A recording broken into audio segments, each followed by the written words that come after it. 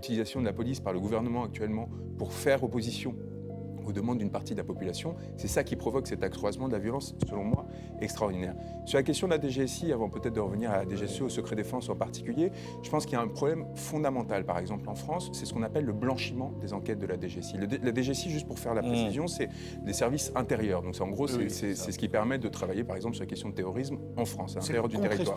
Voilà, alors que la DGSE va travailler à l'extérieur.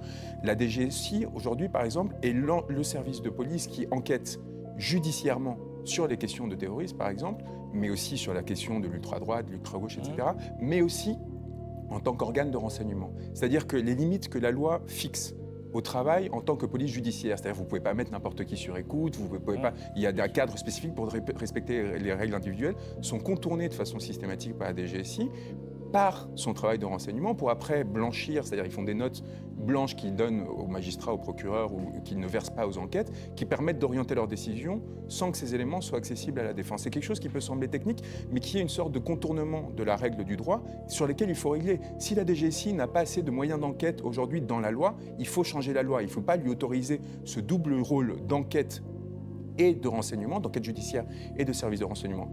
Et ce contournement de la règle de droit fait qu'il est très difficile aujourd'hui en tant que citoyen d'être protégé face aux excès et aux abus potentiels de la part de ces agents.